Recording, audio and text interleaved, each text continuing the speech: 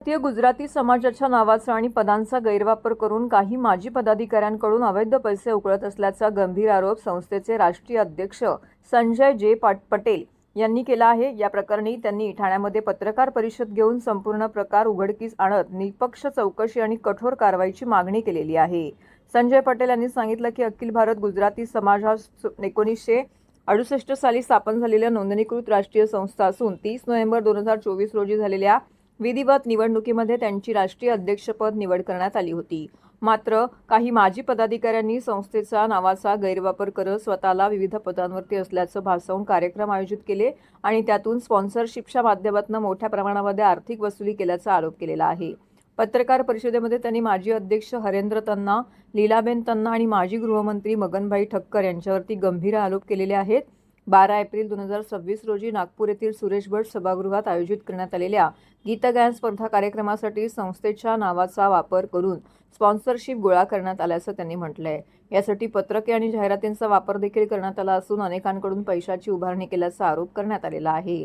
या संदर्भात संबंधितांकडे पद आणि संस्थेशी संबंधित अधिकृत कागदपत्रांची मागणी करण्यात आलेली होती, मात्र त्यावरती कोणतेही समाधानकारक उत्तर देण्यात आले नसल्याचा दावा त्यांनी केलाय।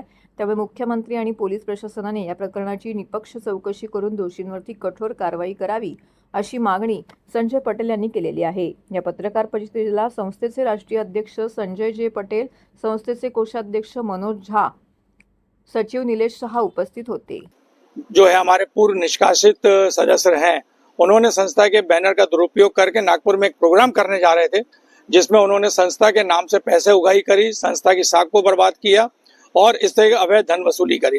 उसकी शिकायत मैंने पुलिस में करी, पुलिस ने त्वरित कार्रवाई करी और उस प्रोग्राम के बैकड्रॉप में से, बैनर में से संस्था का नाम मैंने हटवा दिया। उसके बाद मुझे जानकारी मिली कि उन्होंने संस्था के अवैध रूप से लेटरहेड छाप रखे हैं, विजिटिंग कार्ड छाप रखे हैं और थाने स्थित अपने घर के बाहर दक्ष अपार्टमेंट जो है उनका, वहां पे उन्होंने संस्था का एक बैनर केंद्रीय कार्यालय का लगा रखा है, वो भी अवैध रूप से लगा रखा है। अर्थात इससे प्रमाणित होता है कि यह शख्स हमारी संस्था के नाम का, पद का, बैनर का, पते का, सबका दुरुपयोग कर रहा है। ये एक आदतन अपराधी है, मगन भाई ठक्कर आदतन अपराधी है। इनको 2023 में मिड डे अखबार वालों ने नोटिस दिया था अवैध पत्रकार का। ये अवैध पत्रकार मिड डे के बन के लोगों को चमका रहे थे, लोगों से अवैध वसूली कर रहे थे। उसको रोकने के लिए मिड डे वालों ने नोटिस दिया, उसकी कॉपी मैं संलग्न करी हुई है।